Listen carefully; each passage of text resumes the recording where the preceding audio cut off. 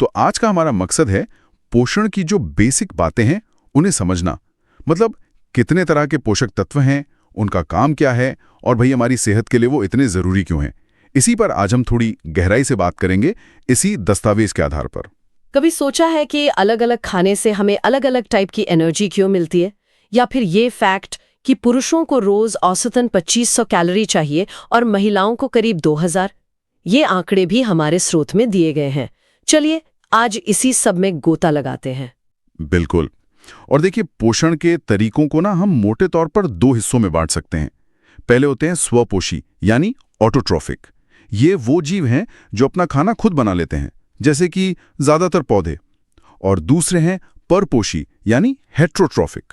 ये जीव पोषण के लिए दूसरों पर निर्भर रहते हैं, जैसे हम इंसान, जानवर, ये सब। ठीक है, तो शुरुआत स्वपोषी से करते हैं। जैसा आपने कहा, ये अपना खाना खुद बनाते हैं। सबसे आम तरीका तो है फोटोसिंथेसिस यानी प्रकाश संश्लेषण। इसमें पौधे और वो साइनोबैक्टीरिया, जिन्हें ब्लू ग्रीन एल्गी भी कहते हैं, सूरज की रोशनी यूज करते हैं। और एक दूसरा तरीका भी है शायद, रसायन संश्लेषण, कीमोसिंथेसिस जिसे कहते हैं। हाँ, कीमोसिंथेसिस। इसमें कुछ जीव जैसे नाइट्रोसोमोनस बैक्टीरिया हैं या कुछ सल्फर बैक्टीरिया, ये केमिकल रिएक्शन से जो एनर्जी निकलती है उससे अपना भोजन बनाते हैं। ये अक्सर ऐसी जगहों पर मिलते हैं जहां धूप नहीं पहुंचती। अच्छा। और यहाँ एक बहुत जरूरी बात ये समझनी है कि ये जो स्वपोषी जीव है ना, यही हमारी पूरी फूड चेन, खाद्य श्रृंखला का आधार है। इन्हें हम प्राइमरी प्रोड्यूसर्स कहते हैं, मतलब प्राथमिक उत्पादक। इन्हीं से एनर्जी आगे बाकी सब जीवों तक पहुंचती है। सही कहा, इनके बिना तो मतलब जीवन जैसा हम जानते हैं वो मुमकिन ही नहीं। बिल्कुल। तो ये तो ही स्वपोषियों की बात। अब आते हैं परपोषी, हेट्रोट्रॉफिक पोषण पर। ये जीव, जिनमें हम भी आते हैं, खाने के लिए दूसरों पर डिपेंडेंट है। इसके भी कुछ अलग अलग तरीके हैं, है ना? हाँ, कई तरीके हैं। जैसे एक है सैप्रोफिटिक पोषण, मृतोपजीवी। इसमें जीव मरे हुए या सड़ते हुए ऑर्गेनिक मैटर से पोषण लेते हैं। फंगस मतलब फफूंद जो होती है, वो इसका क्लासिक उदाहरण है। अच्छा, और फिर आता है होलोजोइक न्यूट्रिशन, प्राणी संभोजी। इसमें जीव खाने को पूरा निगल लेते हैं और फिर शरीर के अंदर उसे पचाते हैं। ज्यादातर जानवर, हम इंसान, सब इसी में आते हैं। और तीसरा है पैरासिटिक यानी परजीवी पोषण। इसमें एक जीव दूसरे जीवित जीव के शरीर पर या अंदर रहता है और उसी से पोषण लेता है। अक्सर मेजबान को नुकसान पहुंचाता है। परजीवी का कोई खास उदाहरण? हाँ, हमारे स्रोत दस्तावेज में एक बड़ा दिलचस्प उदाहरण दिया है, अमरबेल का। कसकटा या डॉडर भी कहते हैं इसे। खास बात यह है कि अमरबेल एक पौधा है, पर परजीवी पौधा। इसमें न पत्तियां होती हैं न क्लोरोफिल, तो ये फोटोसिंथेसिस नहीं कर सकता। ये अपने होस्ट प्लांट से चिपक जाता है और उसमें अपनी जड़ जैसी, होस्टोरिया कहते हैं उन्हें, वो घुसाकर उसका पोषण चूसता रहता है। अरे वाह, ये तो मतलब जीने का बड़ा अनोखा तरीका है ना? प्रकृति में निर्भरता का एक गजब उदाहरण है ये। पौधों की बात चल रही है तो कुछ मांसाहारी पौधे भी तो होते हैं, कार्निवोरस प्लांट्स। ये कीड़े क्यों खाते हैं भला? दस्तावेज में कुछ है इस बारे में? हाँ, उसमें बताया गया है कि ये पौधे अक्सर ऐसी मिट्टी में उगते हैं जहाँ नाइट्रोजन जैसे जरूरी पोषक तत्वों की बहुत कमी होती है। तो ये कीड़ों को पकड़कर और पचाकर अपनी नाइट्रोजन की जरूरत पूरी करते हैं। एक तरह का सप्लीमेंट है ये उनके लिए। और दिलचस्प बात ये भी है कि ये मांसाहारी तो हैं, पर साथ में फोटोसिंथेसिस भी कर सकते हैं। बिल्कुल। एक मशहूर उदाहरण है घटपर्णी पौधा, नेपेंथीज या पिचर प्लांट। स्रोत कहता है कि ये कीट भक्षी है और भारत में ये मेघालय की पहाड़ियों में मिलता है। इसकी पत्तियां एक सुराही या घड़े जैसी बन जाती हैं। उसमें एक लिक्विड होता है और किनारा फिसलन भरा। कीड़े अंदर गिर जाते हैं और बस पौधा उन्हें पचा लेता है। स्रोत तो ये भी कहता है कि कभी कभी छोटे मेंढक या चूहे भी फंस जाते हैं इसमें। हाँ, काफी नाटकीय है ये। और वो वीनस फ्लाई ट्रैप भी तो है, जिसके पत्ते एकदम जबड़े की तरह बंद होते हैं। और ड्रोसेरा, जिस पर चिपचिपे बाल होते हैं। हाँ, ये सब प्रकृति के अद्भुत अनुकूलन है, अडेप्टेशंस। ये मांसाहारी व्यवहार दिखाता है कि जीवन कैसे मुश्किल हालात में, जैसे पोषक तत्वों की कमी वाले माहौल में, जीने के तरीके ढूंढ लेता है। सही बात है। अच्छा, पोषण की इन अलग-अलग रणनीतियों को देखते हुए ये समझना भी जरूरी है कि पोषण का लेवल कैसा है। हाँ, स्रोत 3 स्तर बताता है। एक तो है अल्प पोषण, अंडर न्यूट्रिशन, मतलब पोषक तत्वों की कमी। इससे मरासमस और क्वाशुरकोर जैसी बीमारियां हो सकती हैं। स्रोत में इनका जिक्र है, ये दोनों प्रोटीन की कमी से जुड़ी गंभीर बीमारियां हैं। हाँ, बहुत गंभीर। फिर है संतुलित पोषण, बैलेंस न्यूट्रिशन, जो अच्छी सेहत के लिए जरूरी है। और तीसरा है अति पोषण, ओवर न्यूट्रिशन, यानी जरूरत से ज्यादा पोषक तत्व लेना। इसके भी अपने खतरे हैं, जैसे मोटापा वगैरह। बिल्कुल, संतुलन बहुत जरूरी है। अच्छा, अब सवाल यह है कि शरीर को इन पोषक तत्वों की जरूरत क्यों है। स्रोत इन्हें काम के आधार पर बांटता है। कुछ हैं जो ऊर्जा देते हैं, एनर्जी, जैसे कार्बोहाइड्रेट्स और फैट्स। कुछ शरीर बनाते हैं, मरम्मत करते हैं, जैसे प्रोटीन। और कुछ शरीर की अंदरूनी क्रियाओं, मेटाबॉलिज्म को कंट्रोल करते हैं, जैसे विटामिन्स और मिनरल्स।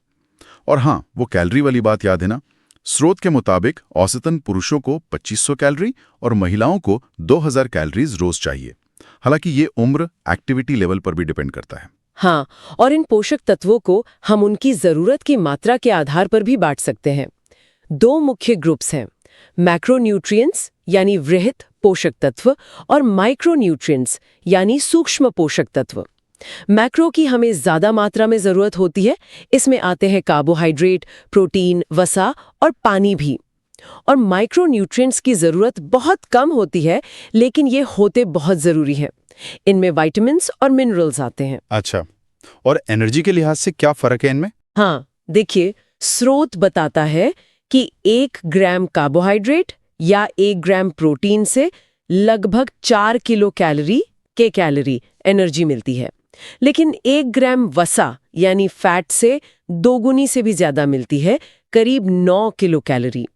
इसीलिए फैट एनर्जी का इतना डेंस सोर्स है। पानी, विटामिन और मिनरल, इनसे कोई एनर्जी नहीं मिलती, 0 किलो कैलोरी, पर ये शरीर के कामों के लिए बेहद जरूरी हैं। स्रोत में 2 और शब्द भी थे शायद, न्यूट्रिस्यूटिकल्स और प्रोबायोटिक्स। हाँ, न्यूट्रिस्यूटिकल्स, ये वो पोषक तत्व हैं जो पोषण के साथ साथ कुछ मेडिसिनल फायदे, मतलब दवा जैसे फायदे भी देते हैं। और प्रोबायोटिक्स, ये जीवित माइक्रो ऑर्गेनिज्म होते हैं, अच्छे बैक्टीरिया या यीस्ट जो हमारे पाचन तंत्र के लिए फायदेमंद है। दही इसका सबसे कॉमन उदाहरण है, जिसमें लैक्टोबैसिलस जैसे बैक्टीरिया होते हैं। अच्छा, चलिए अब कुछ मुख्य पोषक तत्वों पर थोड़ी और बात करते हैं, समझने के लिए कि ये काम कैसे करते हैं। शुरुआत कार्बोहाइड्रेट से करते हैं। ये हमें तुरंत एनर्जी देने का मेन सोर्स है। हाँ, शायद इसीलिए खिलाड़ी मैच से पहले पास्ता या केले वगैरह खाते हैं। हाँ, इंस्टेंट एनर्जी के लिए। ये कार्बन, हाइड्रोजन, ऑक्सीजन से बने होते हैं। CHO का अनुपात अक्सर 1:2:1 होता है। इनकी सबसे छोटी इकाई को सैकराइड यानी शुगर कहते हैं। स्रोत कहता है कि एक औसत वयस्क को रोज लगभग 300 ग्राम कार्बोहाइड्रेट चाहिए। और ये कार्बोहाइड्रेट भी कई तरह के होते हैं, उनकी बनावट के आधार पर। सबसे सिंपल है मोनोसैकेराइड, मतलब जिनमें सिर्फ एक शुगर यूनिट हो। इसमें ग्लूकोज, जो हमारे खून में होता है और सेल्स को एनर्जी देता है, और फ्रुक्टोज, जो फलों में मिलता है और स्रोत के मुताबिक सबसे मीठी नेचुरल शुगर है, सबसे आम है। ठीक है, जब 2 मोनोसैकेराइड्स जुड़ते हैं तो बनता है डाइसैकेराइड। जैसे सुक्रोज, जो आम चीनी हम खाते हैं, ये ग्लूकोज और फ्रुक्टोज से बनती है। और लैक्टोज, जो दूध में होती है, ये ग्लूकोज और गैलेक्टोज से बनती है। और स्रोत कहता है कि ये सबसे कम मीठी होती है। ओके। और जब बहुत सारी शुगर यूनिट्स, मतलब 10 से भी ज्यादा, एक लंबी चेन में जुड़ जाती हैं तो बनता है पॉलीसैकेराइड। ये अक्सर या तो एनर्जी स्टोर करने के काम आते हैं या फिर स्ट्रक्चर बनाने के, जैसे स्टार्च, पौधों का जमा किया हुआ भोजन, ग्लाइकोजन, जानवरों और इंसानों में जमा एनर्जी, खासकर लिवर और मसल्स में, और सेल्यूलोज, जो पौधों की सेल वॉल बनाता है और नेचर में सबसे ज्यादा पाए जाने वाला ऑर्गेनिक पदार्थ है। हालांकि हम इंसान इसे पचा नहीं पाते। स्रोत में आर्टिफिशियल स्वीटनेस का भी जिक्र था। हाँ, कृत्रिम मिठास, जैसे सैकरिन, जो चीनी से कई 100 गुना ज्यादा मीठा होता है पर कैलोरी नहीं देता। अच्छा, कार्ब्स के बाद आते हैं प्रोटीन पर। इन्हें अक्सर शरीर का निर्माण खंड यानी बिल्डिंग ब्लॉक ऑफ बॉडी कहा जाता है। इनका मुख्य काम शरीर की ग्रोथ और टूट-फूट की मरम्मत करना है। ये काफी कॉम्प्लेक्स मॉलिक्यूल होते हैं। ये अमीनो एसिड नाम की छोटी छोटी यूनिट से बने होते हैं जो पेप्टाइड बॉन्ड से जुड़े होते हैं। बिल्कुल। प्रोटीन में कार्बन, हाइड्रोजन, ऑक्सीजन और नाइट्रोजन CHON तो होते ही हैं, कुछ में सल्फर भी होता है। स्रोत के अनुसार खोज मुल्डर ने की और नाम बर्जेलियस ने दिया। और हमें रोज कितना चाहिए? स्रोत कहता है पुरुषों को लगभग 55 ग्राम और महिलाओं को 45 ग्राम। हाँ, और ये अमीनो एसिड्स जिनसे प्रोटीन बनते हैं ये खुद दो तरह के होते हैं। एसेंशियल यानी आवश्यक अमीनो एसिड वो हैं जिन्हें हमारा शरीर बना नहीं सकता, तो हमें खाने से लेना ही पड़ता है। और दूसरे हैं नॉन एसेंशियल, अनावश्यक, जिन्हें हमारा शरीर खुद बना सकता है। कुल मिलाकर करीब 20 तरह के अमीनो एसिड्स होते हैं जो अलग अलग कॉम्बिनेशन में जुड़कर हजारों तरह के प्रोटीन बनाते हैं। अच्छा, और कुछ खास प्रोटीन के उदाहरण? हाँ, जैसे केराटिन है जो हमारे नाखून और बालों में होता है। कोलेजन है जो स्किन, हड्डियों और कनेक्टिव टिश्यू में होता है। ये जानवरों में सबसे ज्यादा पाया जाने वाला प्रोटीन है। कुछ प्रोटीन काम करते हैं जैसे एंजाइम्स होते हैं जो केमिकल रिएक्शन करवाते हैं। हीमोग्लोबिन है जो खून में ऑक्सीजन ट्रांसपोर्ट करता है। पौधों में स्रोत के अनुसार रुबिस्को नाम का प्रोटीन सबसे ज्यादा मात्रा में पाया जाता है। ये फोटोसिंथेसिस में बहुत जरूरी है। और प्रोटीन का पता लगाने के लिए कोई टेस्ट? हाँ, बायोरेट टेस्ट का जिक्र है स्रोत में, उससे प्रोटीन का पता चलता है। ठीक है। तीसरा बड़ा मैक्रोन्यूट्रिएंट है वसा, यानी फैट्स या लिपिड्स। जैसा हमने पहले सुना, ये एनर्जी का सबसे घना स्रोत हैं। 1 ग्राम में 9 किलो कैलोरी। लेकिन इनका काम सिर्फ एनर्जी देना नहीं है, ये शरीर में एनर्जी स्टोर करते हैं, हमारे अंगों को चोट से बचाते हैं, बॉडी टेम्परेचर को मेंटेन रखने में मदद करते हैं, इंसुलेशन का काम करते हैं और सेल मेम्ब्रेन का हिस्सा होते हैं और कुछ जरूरी हार्मोन बनाने के लिए भी चाहिए होते हैं। बिल्कुल सही। और वसा भी कई तरह के होते हैं। उनमें जो फैटी एसिड्स होते हैं उनके आधार पर मुख्य रूप से 2 तरह के हैं, सैचुरेटेड फैट संतृप्त वसा और अनसैचुरेटेड फैट असंतृप्त वसा। सैचुरेटेड फैट में कार्बन एटम्स के बीच सिर्फ सिंगल बॉन्ड होते हैं। ये रूम टेम्परेचर पर सॉलिड होते हैं, जैसे मक्खन, घी, नारियल तेल। स्रोत बताता है कि इन्हें ज्यादा मात्रा में लेना सेहत के लिए अच्छा नहीं मानते, क्योंकि ये LDL यानी बुरे कोलेस्ट्रॉल को बढ़ा सकते हैं। अच्छा, ये LDL और HDL क्या है? हाँ, कोलेस्ट्रॉल भी एक तरह का लिपिड ही है जो हमारे लिवर में बनता है। सेल मेम्ब्रेन और कुछ हार्मोन्स के लिए जरूरी है ये। लेकिन खून में इसके 2 रूप होते हैं। LDL यानी लो डेंसिटी लिपोप्रोटीन, इसे बुरा कोलेस्ट्रॉल कहते हैं क्योंकि ज्यादा हो जाए तो ये आर्टरीज यानी धमनियों में जम सकता है, जिससे हार्ट अटैक का खतरा बढ़ता है। और दूसरा है HDL यानी हाई डेंसिटी लिपोप्रोटीन, इसे अच्छा कोलेस्ट्रॉल कहते हैं क्योंकि ये एक्स्ट्रा कोलेस्ट्रॉल को लिवर तक वापस ले जाने में मदद करता है ताकि वो शरीर से बाहर निकल सके। समझ गया। और अनसैचुरेटेड फैट? अनसैचुरेटेड फैट में कार्बन एटम्स के बीच कम से कम एक डबल बॉन्ड होता है। ये रूम टेम्परेचर पर लिक्विड होते हैं, जैसे ज्यादातर वेजिटेबल ऑयल्स। इन्हें अच्छा वसा माना जाता है। इनमें भी मोनो अनसैचुरेटेड MUFA और पॉली अनसैचुरेटेड PUFA फैट्स होते हैं। ओमेगा 3 और ओमेगा 6 जैसे जरूरी फैटी एसिड्स इसी में आते हैं। और ट्रांस फैट, वो भी कुछ होता है? हाँ, स्रोत ट्रांस फैट के बारे में भी चेतावनी देता है। ये अक्सर आर्टिफिशियल तरीके से बनते हैं जब लिक्विड ऑयल्स को सॉलिड बनाया जाता है। ये सेहत के लिए सबसे खराब माने जाते हैं। ये HDL को कम करते हैं और LDL को बढ़ाते हैं, मतलब डबल नुकसान। बाप रे, तो इनसे तो बचना ही चाहिए। बिल्कुल। अच्छा, माइक्रोन्यूट्रिएंट्स तो हो गए, अब आते हैं माइक्रोन्यूट्रिएंट्स पर। विटामिन्स, ये ऑर्गेनिक कंपाउंड्स हैं जिनकी हमें बहुत थोड़ी मात्रा में जरूरत होती है, पर शरीर के सही कामकाज के लिए बेहद जरूरी हैं। इनके बिना कई मेटाबॉलिक प्रोसेस ठीक से नहीं हो पाते। स्रोत के अनुसार विटामिन शब्द का कश्मीर फंक ने दिया था और इनकी खोज का श्रेय फ्रेडरिक हॉपकिंस को जाता है। हाँ, और विटामिन्स को उनकी घुलनशीलता मतलब सॉल्युबिलिटी के आधार पर 2 ग्रुप्स में बांटा जाता है। एक है फैट सॉल्युबल, वसा में घुलनशील विटामिन A, D, E और K।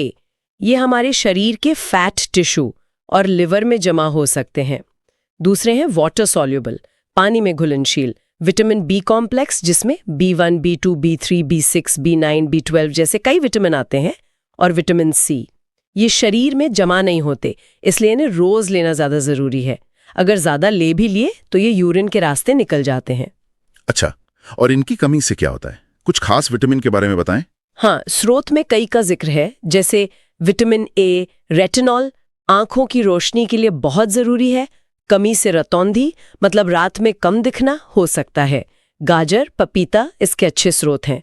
विटामिन डी, कैल्सीफेरॉल हड्डियों के लिए इम्पॉर्टेंट है क्योंकि ये कैल्शियम को एब्जॉर्ब करने में मदद करता है। धूप से मिलता है। कमी से बच्चों में रिकेट्स हो जाता है, हड्डियां टेढ़ी हो जाती हैं। Vitamin C, ascorbic acid immunity के लिए और घास भरने के लिए जरूरी है। खट्टे फल जैसे आंवला, संतरा इसके बढ़िया स्रोत हैं। कमी से स्कर्वी रोग होता है जिसमें मसूड़ों से खून आता है। विटामिन B12 सायानोकोबालामिन खून बनाने और नर्वस सिस्टम के लिए चाहिए। कमी से एक तरह का एनीमिया हो सकता है। ये ज्यादातर एनिमल प्रोडक्ट्स में मिलता है। विटामिन के, फाइलोक्विनोन, ये खून का थक्का जमाने, ब्लड क्लॉटिंग के लिए जरूरी है। कमाल है, ये छोटी छोटी मात्रा में कितने जरूरी हैं। बिल्कुल। विटामिन्स के साथ दूसरे माइक्रोन्यूट्रिएंट्स हैं, मिनरल्स यानी खनिज। ये इनऑर्गेनिक तत्व हैं, मिट्टी और पानी से पौधों में आते हैं और फिर हमारे भोजन तक।